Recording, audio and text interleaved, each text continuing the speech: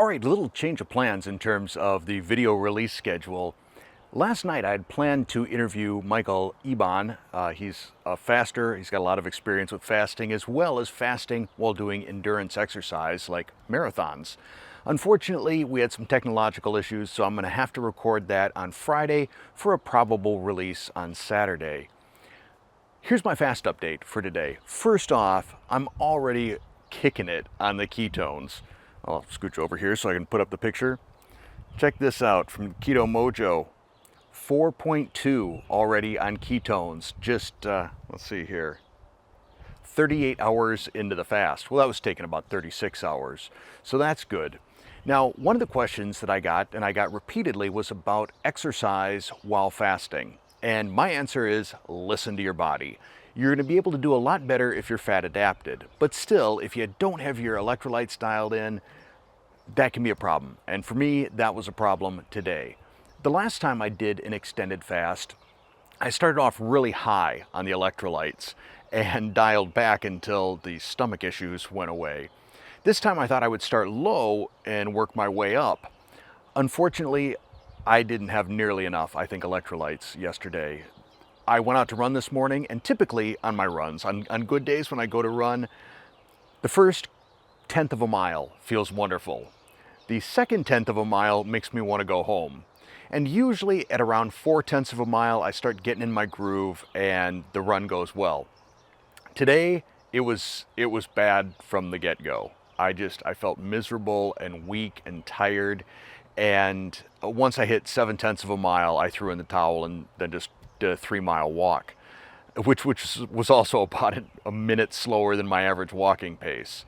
So I want to really reiterate, exercise during fasting is an individual thing. It's something you each need to kind of dial in on your own, what you're capable of, and listen to your body. If your body is not up for it, then don't do it. Take a rest, find something else to do.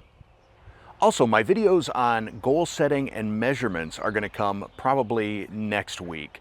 Just this schedule has been not working out all that well for me, trying to juggle 2 channels, and then today with Terry away on her vacation, it's just me and Colton. I got to give him all of my attention. I don't got to give him, I want to give him all of my attention. So that kind of shoots a little bit of the video shooting schedule for the next day and a half. And even though I won't be getting to talking about metrics until sometime next week, if you are starting this journey with me, it's never too early to start getting some sort of data. Your weight, your measurements, like in terms of inches or centimeters, measure your waist. If you're trying to build muscle mass, maybe you're measuring your, the guns. One thing a lot of people are uncomfortable with, but I highly recommend it, get over the discomfort, take a before picture. In a swimsuit, whatever, take a before picture. Because as uncomfortable as it is right now, you will look back at it in the future and say, wow, what an amazing transformation I made. Because we look at ourselves in the mirror every day, we don't see the incremental little changes that are accumulating over time.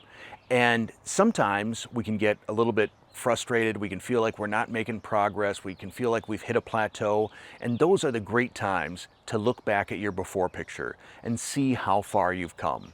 So I would say track whatever you can track right now. Get a starting point, get your baseline. That way, 2 months from now, 3 months from now, however far from now, you can look back and say, look at the progress I've made. Anyhow, I will be back probably on Saturday with that interview with Michael, and then next week I will have videos on goal setting and measurements, and I'm sure I'll probably do some other fasting update and or live stream between now and then. So stay tuned, and as always, thanks for watching.